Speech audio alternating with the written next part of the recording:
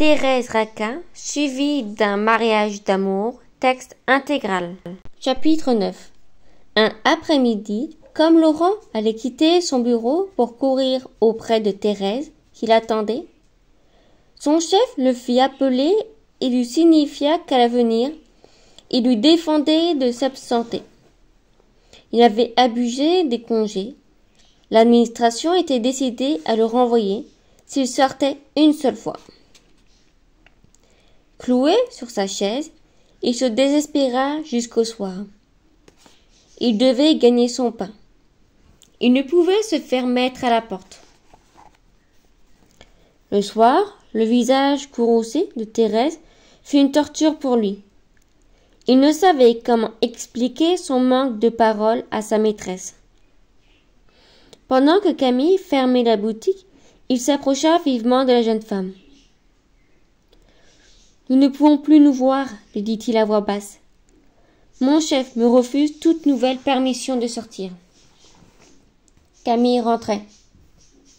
Laurent dut se retirer sans donner de plus amples explications, laissant Thérèse sous le coup de cette déclaration brutale. Exaspérée, ne voulant pas admettre qu'on pût troubler ses voluptés, elle passa une nuit d'insomnie à bâtir des plans de rendez-vous extravagants.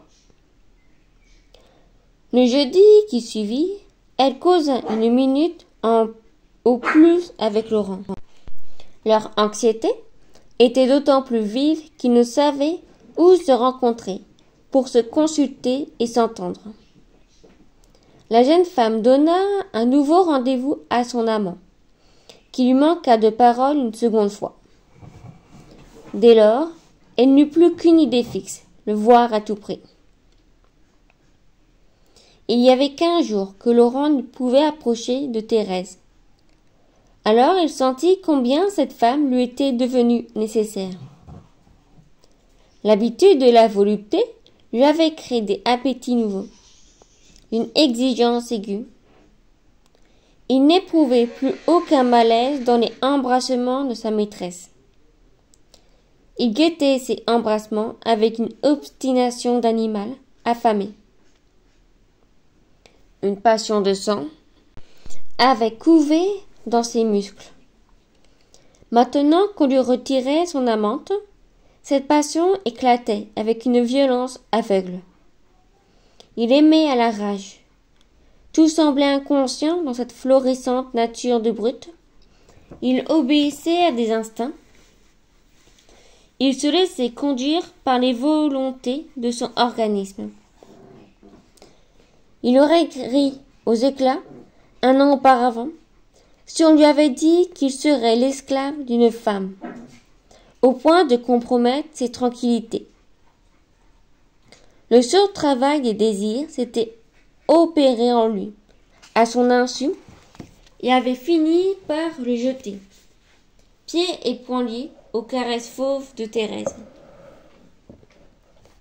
À cette heure, il redoutait d'oublier la prudence.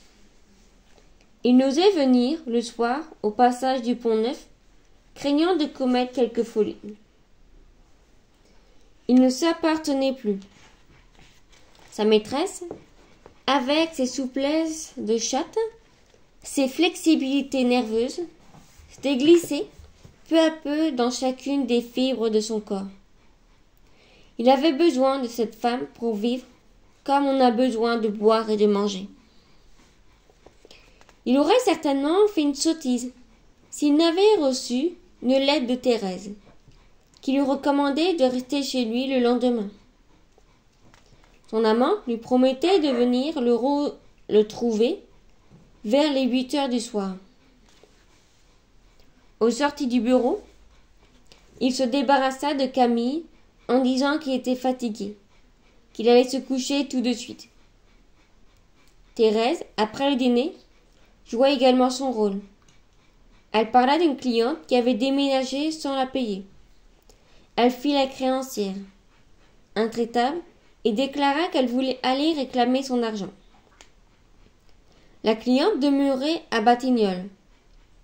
Madame Raquin et Camille trouvèrent la course longue. la démarche hasardeuse. D'ailleurs, il ne s'étonnait pas.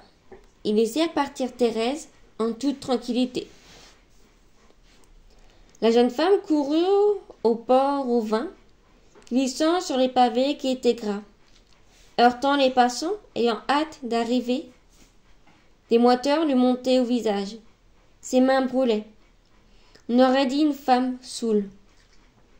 Elle gravit rapidement l'escalier de l'hôtel meublé. Au 6e étage, essoufflée, les yeux vagues, elle aperçut Laurent, penché sur la rampe, qui l'attendait. Elle entra dans le grenier. Ses larges jupes ne pouvaient y tenir, tant l'espace était étroit. Elle arracha d'une main son chapeau et s'appuya contre le lit, défaillante. La fenêtre à tabatière, ouverte, toute grande, versait les fraîcheurs du soir de la couche brûlante. Les amants restèrent longtemps dans le taudis, comme au fond d'un trou. Tout d'un coup, Thérèse entendit l'horloge de la pitié sonner 10 heures. Elle aurait voulu être sourde. Elle se leva péniblement et regarda le grenier qu'elle n'avait pas encore vu.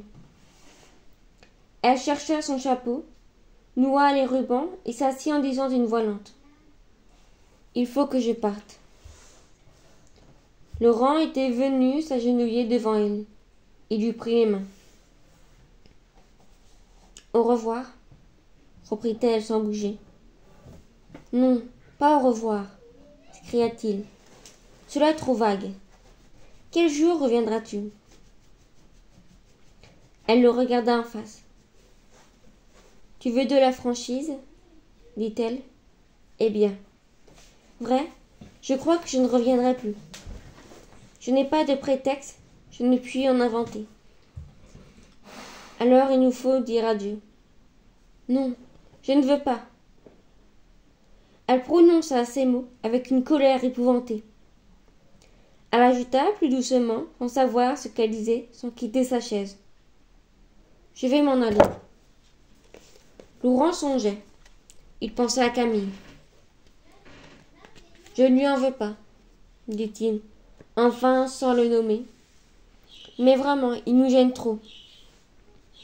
Est-ce que tu ne pourrais pas nous en débarrasser, l'envoyer en voyage quelque part bien loin ?»« Ah, oui, l'envoyer en voyage, » reprit la jeune femme en hochant la tête. « Tu crois qu'un homme, comme ça, causant à voyager, il n'a qu'à voyager, dont on ne revient pas. Mais il nous enterrera tous. Ces gens qui n'ont pas le souffle ne meurent jamais. » Il eut un silence. Laurent se traîna sur les genoux, se serrant contre sa maîtresse, appuyant la tête contre sa poitrine. « J'avais fait un rêve, » dit-il. « Je voulais passer une nuit entière avec toi, m'endormir dans tes bras, me réveiller le lendemain sous tes baisers. Je voudrais être ton mari, tu comprends ?»« Oui, oui, » répondit Thérèse, frissonnante. Elle se pencha brusquement sur le visage de Laurent. Elle couvrit de baisers. Elle égratignait les brides, son chapeau, contre la barbe rude du jeune homme. Elle ne songeait plus qu'elle était habillée et qu'elle était froissée. Ses vêtements. Elle sanglotait. Elle prononçait des paroles haletantes au milieu de ses larmes. « Ne dis pas ces choses, » répétait-elle, « car je n'aurai pas la force de te quitter. Je resterai là. Donne-moi du courage plutôt. Dis-moi que nous nous verrons encore, n'est-ce pas? Que tu as besoin de moi, que nous nous trouverons bien un jour le moyen de vivre ensemble. Alors reviens, reviens demain, lui répondit Laurent, dont les mains tremblantes montaient le long de sa taille. Mais je ne puis revenir, je te le dis. Je n'ai pas de prétexte. Elle se tordait les bras. Elle reprit. Oh, le scandale! Ne me fais pas peur. En rentrant, si tu veux, Je vais dire à Camille que tu es mon amant, et je reviens coucher ici. C'est pour toi que je tremble. Je ne veux pas déranger ta vie. Je désire te faire une existence heureuse. Les instincts prudents du jeune homme se réveillèrent. Tu as raison, dit-il. Il ne faut pas agir comme des enfants. Ah, si ton mari mourait. Si mon mari mourait, répéta lentement Thérèse. Si nous nous marions ensemble, nous ne craindrons plus rien, nous jouerons largement de nos amours. Quelle bonne et douce vie. La jeune femme s'était redressée. Les joues pâles, elle regardait son amant avec des yeux sombres. Des battements agitaient ses lèvres. Les gens meurent quelquefois, murmura-t-elle enfin. Seulement c'est dangereux pour ceux qui survivent. Laurent ne répondit pas. Vois-tu, continua-t-elle, tous les moyens connus sont mauvais. Tu ne m'as pas compris, dit-il paisiblement. Je ne suis pas un sot. Je veux t'aimer en paix. Je pensais qu'il arrive des accidents tous les jours, que le pied peut glisser, qu'une tuile peut tomber. Tu comprends? Dans ce dernier cas, le vent seul est capable et coupable. Il parlait d'une voix étrange. Il eut un sourire et ajouta d'un ton caressant. Va, sois tranquille, nous nous aimerons bien, nous vivrons heureux.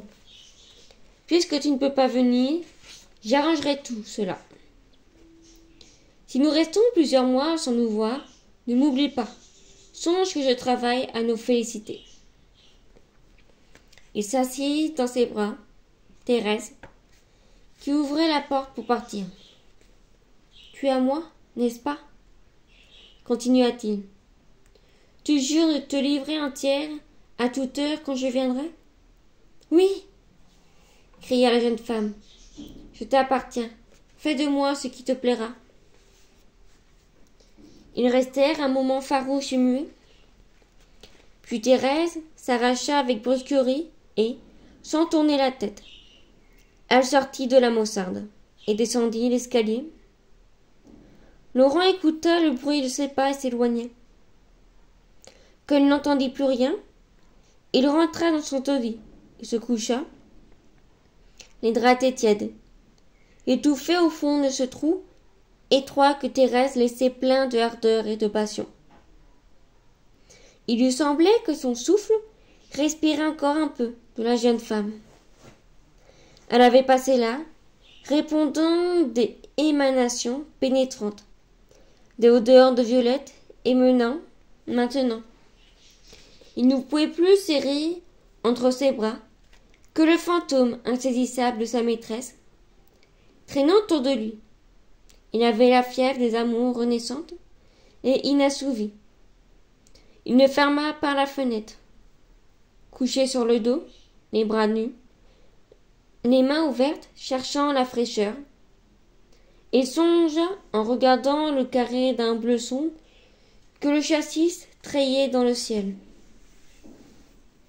Jusqu'au jour, la même idée tournait dans sa tête. Avant la venue de Thérèse, il ne songeait pas au meurtre de Camille. Il avait parlé de la mort de cet homme, poussé par les faits, irrité par la pensée. Il ne reverrait plus son amante. Et c'est ainsi qu'au nouveau coin de sa nature inconsciente venait de se révéler. Il s'était mis à rêver l'assassinat dans les emportements de l'adultère. Maintenant, plus calme, seul, au milieu de la nuit paisible, il étudiait le meurtre. L'idée de mort, jetée avec désespoir entre deux baisers, revenait implacable et aiguë. Laurent, secoué par l'insomnie, énervé par le senteur âcre que Thérèse avait laissé derrière elle, dressait des embûches, calculait les mauvaises chances, étalait les avantages qu'il aurait à être assassin. Tous ses intérêts le poussaient au crime. Il se disait que son père, le paysan de Jeufosse, ne se décidait pas à mourir, Il lui faudrait peut-être rester encore 10 ans employé, mangeant dans les crèmeries, vivant sans femme dans un grenier. Cette idée l'exaspérait. Au contraire, Camille mort, il épousait Thérèse, il héritait de Madame Raquin, il donnait sa démission et flânait au soleil. Alors il se plut à rêver cette vie de paresseux. Il se voyait déjà soissif, mangeant et dormant, attendant avec patience la mort de son père. Et quand la réalité se dressait au milieu de son rêve, il se heurtait contre Camille. Il serrait les poings comme pour l'assommer. Laurent voulait Thérèse. Il la voulait, elle tout seule. Toujours à portée de sa main, s'il ne faisait pas disparaître le mari, la femme lui échappait. Elle l'avait dit. Elle ne pouvait revenir. Il l'aurait bien enlevée, emportée quelque part, mais alors ils seraient morts de faim tous deux. Il risquait moins en tuant le mari. Il ne soulevait aucun scandale. Il poussait seulement un homme pour se mettre à sa place. Dans sa logique brutale de paysan, il trouvait son moyen excellent et naturel. Sa prudence native lui conseillait même ces expédients rapides. Il se vautrait sur son lit, en sueur à plat ventre, collant sa face moite dans l'oreiller, où avait traîné le chignon de Thérèse. Il prenait la toile entre ses lèvres séchées. Il buvait les parfums, légers de ce linge, et il restait là, son haleine, étouffant, voyant passer des barres de feu le long de ses paupières closes. Il se demandait comment il pourrait bien tuer Camille. Puis, quand la respiration lui manquait, il se retournait d'un bond, se remettait sur le dos et, les yeux grands ouverts, recevant en plein visage le souffle froid de la fenêtre, il cherchait dans les étoiles, dans le carré bleuâtre de ciel, un conseil de meurtre, un plan d'assassinat. Il ne trouva rien. Comme il l'avait dit à sa maîtresse, il n'était pas un enfant, un sot. Il ne voulait ni du poignard, ni du poison. Il lui fallait un crime sournois, accompli sans danger, une sorte d'étouffement sinistre, sans cri, sans terreur, une simple disparition. La passion avait beau le secouer et le pousser en avant. Tout son être réclamait impérieusement la prudence. Il était trop lâche, trop voluptueux, pour risquer sa tranquillité. Il tuait afin de vivre calme et heureux. Peu à peu le sommeil le prit. L'air froid avait chassé du grenier le fantôme tiède et odorant de Thérèse. Laurent, brisé, apaisé, se laissa envahir par une sorte d'engourdissement doux et vague. En s'endormant, il décida qu'il attendrait une occasion favorable. Et sa pensée, de plus en plus fuyante, le berçait en murmurant « Je le tuerai, je le tuerai ». 5 minutes plus tard, il reposait, respirait, avec une irrégularité sereine. Thérèse était rentrée chez elle à 11 heures, la tête en feu, la pensée tendue. Elle arriva au passage de Pont-Neuf sans avoir conscience du chemin parcouru. Il lui semblait qu'elle descendait de chez Laurent, tant ses oreilles étaient pleines encore des paroles qu'elle venait d'entendre. Elle trouva Madame Raquin et Camille anxieux et empressés. Elle répondit sèchement à leurs questions, en disant qu'elle avait fait une course inutile, qu'elle était restée 1 heure sur un trottoir à attendre un omnibus. Lorsqu'elle se mit au lit, elle trouva les draps froids et humides. Ses membres, encore brûlants, eurent des frissons de répugnance. Camille ne tarda pas à s'endormir. Et Thérèse regarda longtemps cette face blafarde qui reposait bêtement sur l'oreiller, la bouche ouverte. Elle s'écartait de lui. Elle avait des envies d'enfoncer son poing fermé dans cette bouche. Fin du chapitre 9.